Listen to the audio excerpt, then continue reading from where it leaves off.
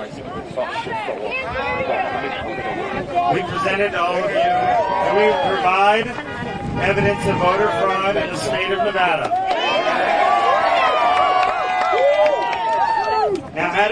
Now how did we get here? Many of us were warning about the fact that the Democrats unilaterally, fundamentally altered our voting system inside 90 days. We warned that the state of Nevada was just simply not ready to give us a fully fair and secure election. We pointed out that this system that moved to mail-in balloting simply did not have enough checks in it. We pointed out that the voter rolls in Clark County had a lot of improper voters, and we pointed out that the signature verification process and these things were simply not going to protect the system. We were told that signature verification would save all chances of fraud.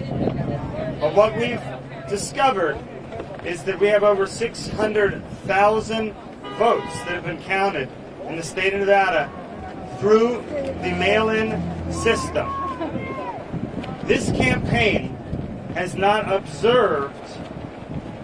laid our eyes on a ballot signature, an envelope signature, and a voter roll signature on a single one of those 600,000 voters. And in particular, the Clark County Registrar went with a machine called the Agilis machine. And at least 200,000 votes were counted through the signature verification process of this machine only. I will repeat for the media, no human beings looked at those signature matches to confirm they were in fact matches. Now we have artificial intelligence and computer photographic forensic experts that are absolutely positive that the fact that Joe Gloria, which was admitted in court, reduced the factory setting to 40%, that in order for that system to properly work would take months and months of testing with a large amount of experts, and that simply was not done. 200,000 of the votes went through this computer system that we cannot be sure verified these votes properly. Now, as we said, we were going to present evidence of major voter irregularities and voter fraud, and we've been pouring those out over the last 24 hours. I'm going to turn it over to Matt Schlapp to go into particulars. Thank you, Adam.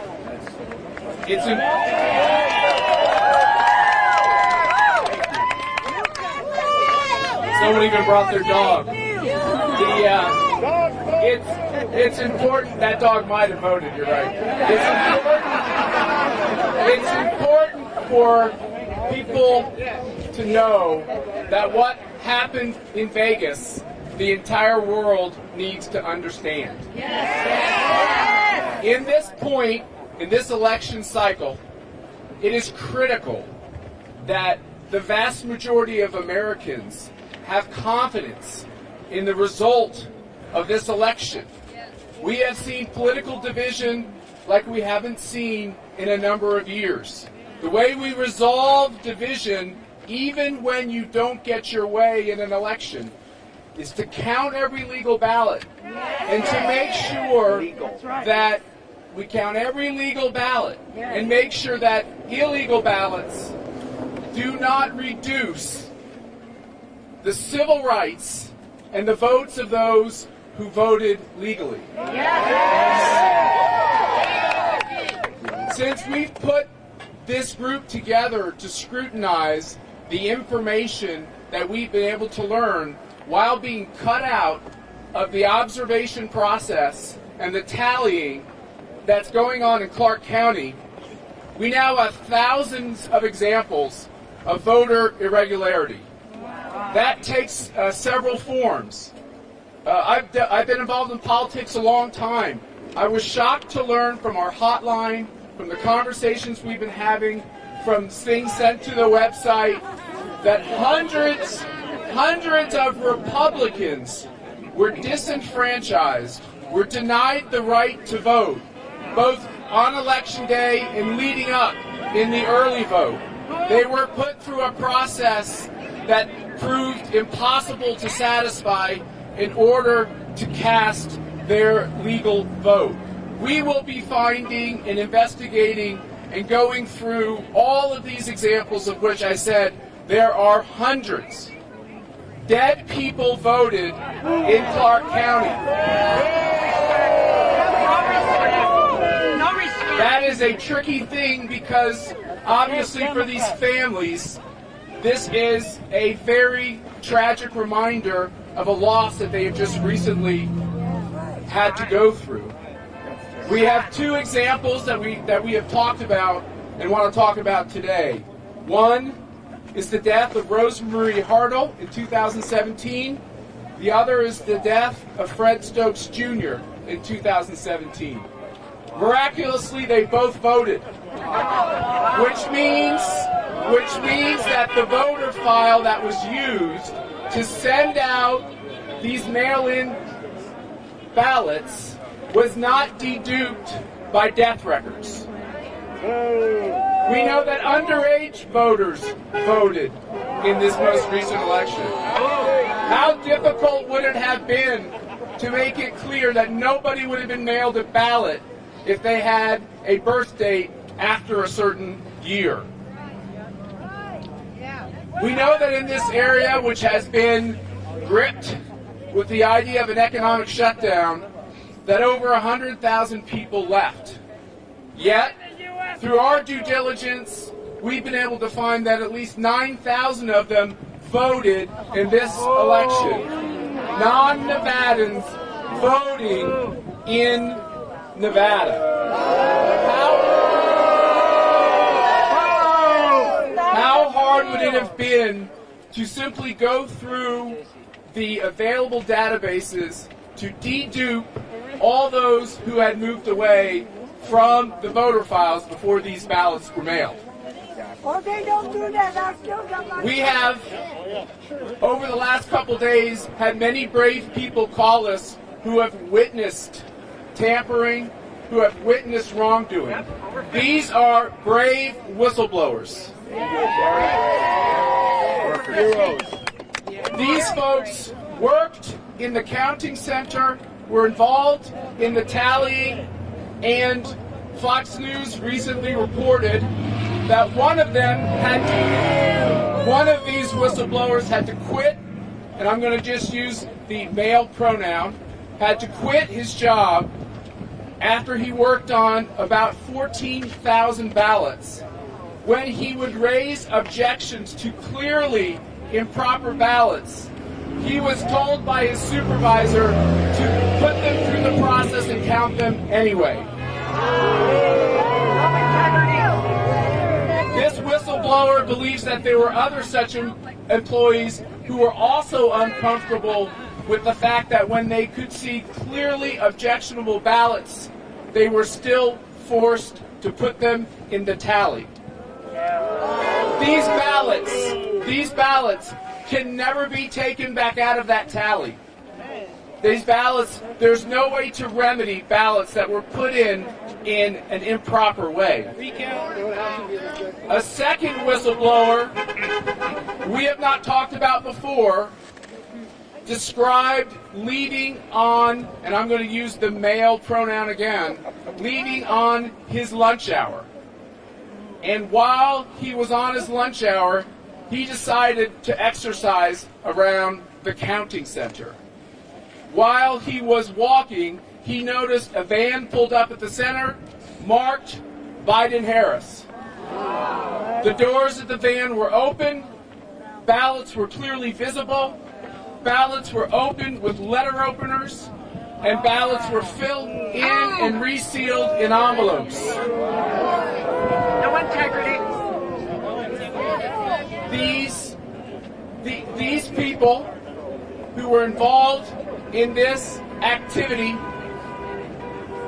then decided to create a human shield around what they were doing in the van.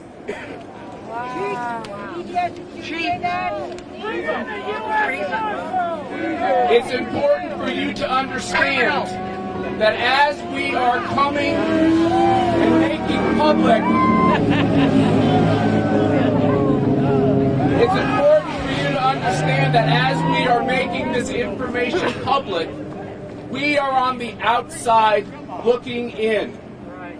I've never experienced an election where the idea of observing the count was considered out of bounds. But yet I think it is clear that with the evidence we're presenting, that if we had more information and this was a more regularized and legal process, we would be able to tell you even more. As I said, dead people voted in Nevada. One of those people who voted was Rosemary Hartle, God rest her soul. We have a friend of the family, Marianne Rambola, who would like to talk to us now. No integrity. Hi, Kirk Hartle, her husband, could not make it today as he's in transit, though I am here to say that it is heartbreaking what is happening in America, and for this family to be exploited, or anybody who has faced a tragedy in losing somebody and their vote has been counted as a deceased person. This is just not America, and this is not right, and things need to be heard and taken care of, because it's just heartbreaking for my friend Kirk and his family to have received this information that her vote has been counted. Thank you. So sorry. Thanks a lot. Thank you. We now want to hear from Chris Prudhomme from the Nevada GOP. Chris, please go All forward. right.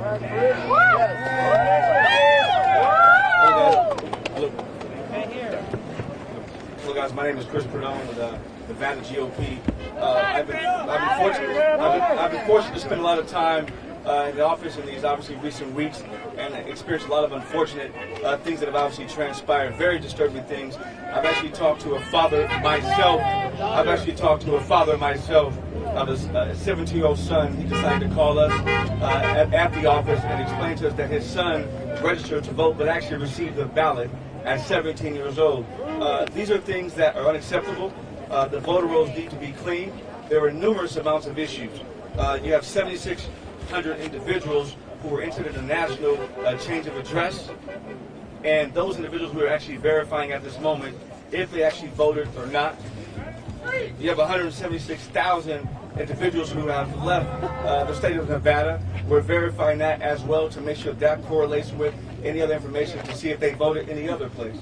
And what Matt said earlier, 9,000 individuals, mailing address who voted by mail in this election. We're also verifying that to see who did or did not vote. And some of it could be wrong, some of it could not be wrong. But the bottom line is this, folks. There's a serious issue going on. And we're not saying anything, but all we are looking to say is we want a fair and free election. The media does not get to decide who is president. It is simply about having a fair and free election, and that's all we're simply saying. Because we have an election coming up in January, we have midterms coming up again in 2022, and another presidential election in 4 years. So we want to continue to make sure that the voter rolls are clear and they are cleaned up. Because even one is too much. The fact that we have dead people on the voter rolls is unacceptable. That shows that there is a major issue and a major problem, and this will not be tolerated. No toleration. Okay, with that, we'll take a few questions.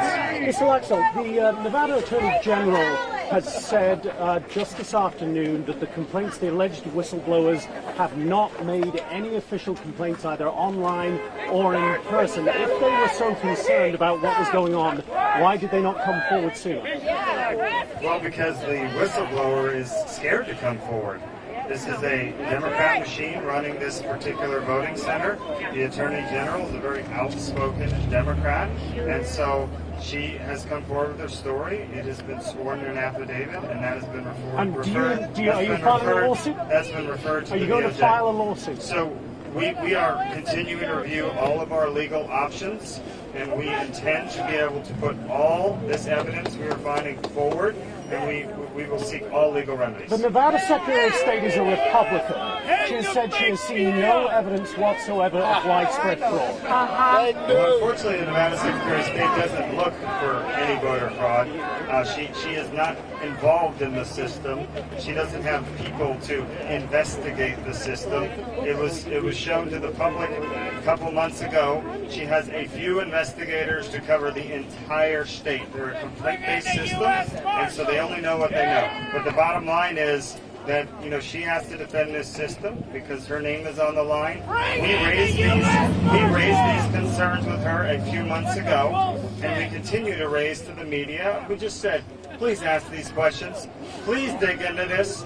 Every single national media person I have spoken to one-on-one when I've walked through the signature verification process, not a single one, any entity, left or right, has been able to come off that phone saying that this system can guarantee that there's no fraud. It's simply impossible. The system is too lax. And Matt, Let me just say one thing. On the question of fraud, when we first started to see what the evidence was, people said, well, you don't have evidence of fraud. And so we have been, or irregularity. We have been putting these examples out on Twitter. We've been making them public. We're definitely on the outside looking in. But I think we have to ask ourselves as a democracy, how many illegal ballots are enough illegal ballots for us to say that we have to do much better?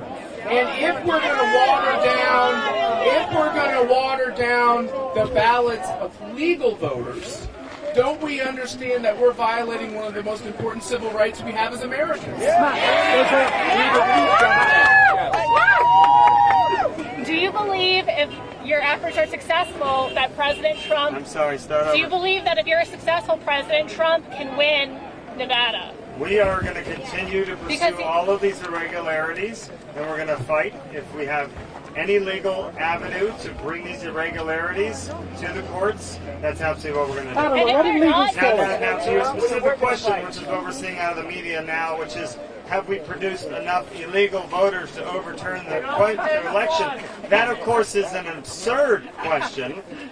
Let's first start covering the fraud and now acknowledge that there are illegal voters. We only have access to so much information. I encourage you all to start asking these questions alongside us. Next question. I'll take one more. Yes, sir, right here.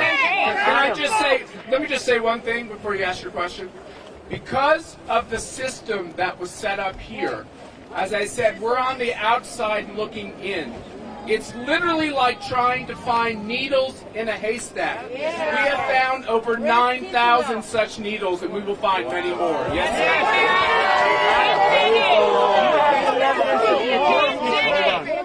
Hold on. Go ahead, sir. Do you have any evidence at all that the Agilist machine is not working as it's supposed to? As I said, we have spoken with experts in this arena. This is very important because no human beings look at a signature match. Once the machine matches it, no human beings will ever look at that again.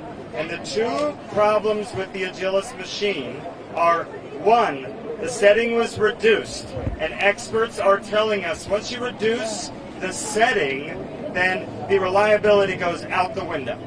And so we intend to push forward with that, and we intend to press that case. The second important thing, which thank you for prompting me, is this. This also came out in live testimony.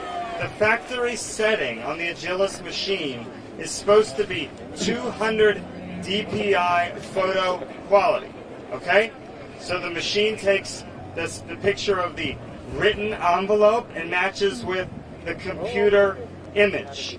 The image that is being used by the Clark County Registrar is below that 200 DPI setting. Not surprisingly, because it's using an antiquated DMV system that doesn't have the highest technology of photo image quality. We are in the process of ascertaining how significant that is, but we believe it casts doubt on a number of those signature matches. I can't tell you whether it's small or large, but here's our main point.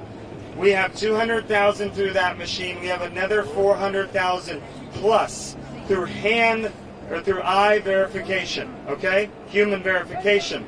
We haven't been able to see those. I am positive if you all got to see those 600,000, you're going to see countless mismatches. And that makes perfect sense. Some of those will be fraud. Some of those will be people signing, attempting to just sign a loose cursive signature on an envelope. All right? Some will be innocent signature. That we all change our signature. The DMV file's 10 years old, and it's not going to look like a match. But please, ask these questions. Ask these questions of the registrar. Mr. Laxo. What standard do the human verifiers use? How do they determine that these two matches are enough? And they will tell you there is no standard, and I hope you understand that means there is subjectivity in the system.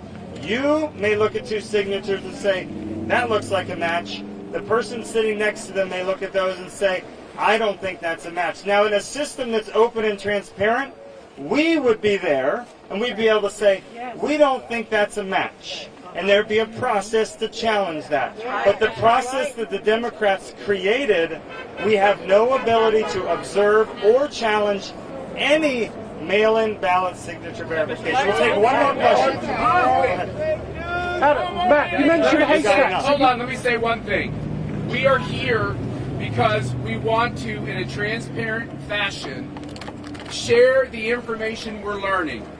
If we don't answer your questions today, we will be available to answer your questions, especially as we know more. Matt, you've had two Thank you all very much. lawsuits thrown out already. Are you clutching at straws?